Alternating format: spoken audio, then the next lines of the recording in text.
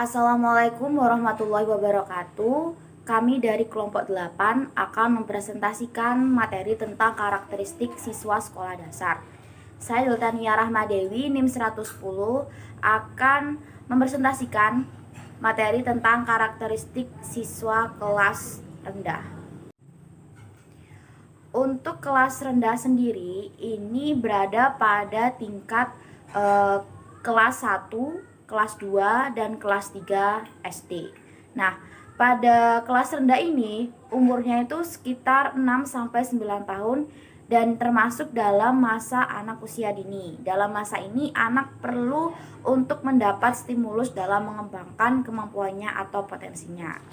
Memiliki arti bahwa dalam proses belajar, materi yang diterima siswa harus memiliki pandangan yang nyata, karena pada usia ini tuh anak masih belum bisa untuk diajak berpikir secara abstrak. Terus integratif pada usia sekolah dasar adalah anak itu masih melihat bahwa yang mereka pelajari merupakan satu kesatuan. Siswa belum mampu untuk memilah-milah bagian dari satu ilmu tersebut. Yang ketiga yaitu hierarkis. Pada usia ini anak belajar secara bertahap, tidak bisa langsung untuk mempelajari semua materi dalam satu kurun waktu. Nah, sikap pembelajaran ilmiah dalam kelas rendah dapat dikembangkan dengan menciptakan suasana kelas yang memungkinkan untuk siswa mengungkapkan pendapatnya, memancing siswa untuk memiliki rasa ingin tahu, dan mengajarkan bersikap jujur dengan dirinya sendiri atau orang lain. Nah, menurut Noto Atmojo menjelaskan bahwa siswa kelas rendah sekolah dasar memiliki karakteristik yang khas. Nah, karakteristik tersebut itu adalah: 1. Terdapat saling mempengaruhi keadaan pertumbuhan jasmani yang sehat dengan prestasi siswa. Jadi ketika keadaan atau kondisi jasmani siswa itu sehat, maka dia akan mempengaruhi prestasi belajar siswa. Contohnya seperti ini: ketika siswa ketika siswa di bawah umur masuk kelas 1 SD, belum waktunya masuk sekolah SD, pasti mereka akan memiliki keterbatasan dalam menerima suatu hal materi, kecuali kalau dia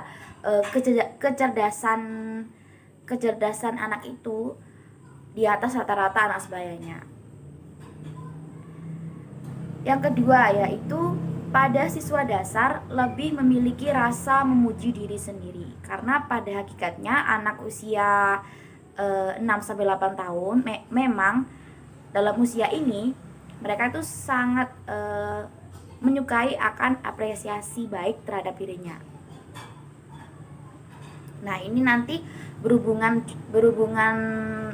juga dengan pada umur 6-8 tahun. Pada tahap ini siswa lebih suka untuk dinilai baik tanpa peduli apakah prestasinya itu layak untuk diberikan nilai baik atau tidak. Jadi contohnya seperti ini: ketika anak mampu untuk memanjat pohon, misalnya mereka memanjat atau mereka naik meja. Nah, mereka merasa bangga dengan dirinya sendiri karena mereka itu sudah bisa melakukan apa yang teman-temannya belum bisa lakukan. Nah, mungkin bagi kita itu suatu hal yang biasa saja, tapi bagi mereka itu suatu hal yang bisa dibanggakan. Nah, jadi ketika anak tersebut misalnya kayak manjat-manjat pohon, manjat-manjat meja, atau manjat-manjat dinding, jangan langsung dimarahi, tapi berikan apresiasi dulu apa yang mereka lakukan, dan tuntunlah mereka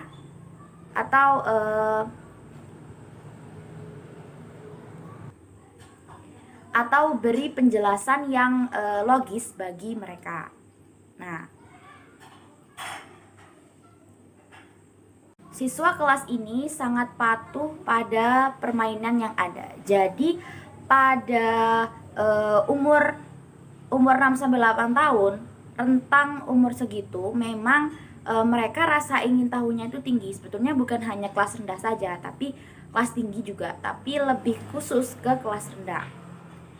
Karena mereka itu belum tahu atau mereka itu ingin tahu lebih lanjut tentang nanti setelah kegiatan ini apa ya gitu. Jadi mereka mengikuti rules dari awal sampai akhir karena mereka tuh ingin mengerti dan ingin lebih tahu lebih lanjut tentang kegiatan yang akan mereka lakukan tersebut. Nah, tapi ketika mereka menganggap bahwa suatu kegiatan itu tidak bisa dikerjakan olehnya, maka suatu hal dari kegiatan atau soal tersebut akan dianggap tidak penting bagi dirinya. Jadi ketika dia sudah merasa jenuh karena dia tidak bisa melakukan hal tersebut, maka hal tersebut akan dianggap tidak penting bagi dirinya.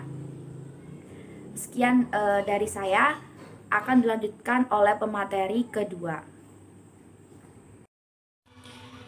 Ya, baik, saya Almiraina Sabita, NIM 1906111000112.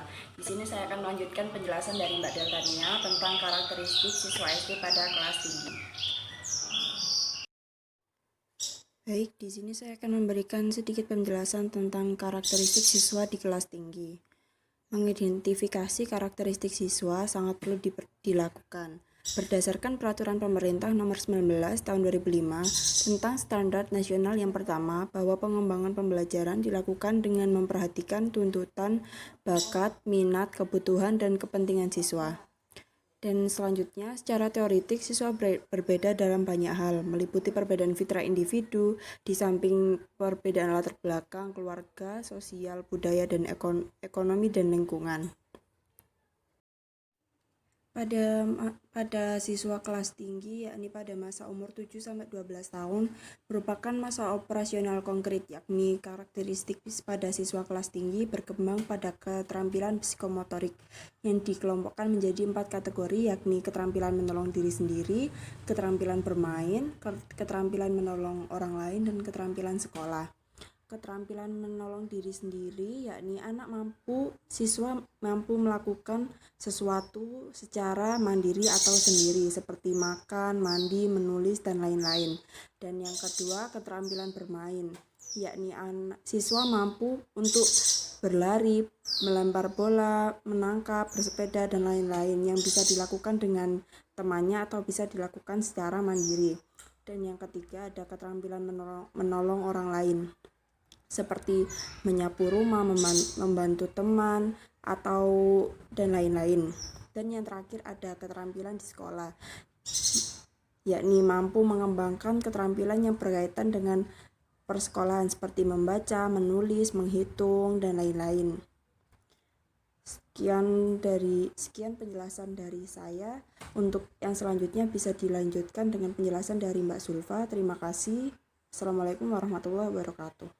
Saya Zulfa Syalsabila Azizah, NIM 1906111000111 dari kelas 3C.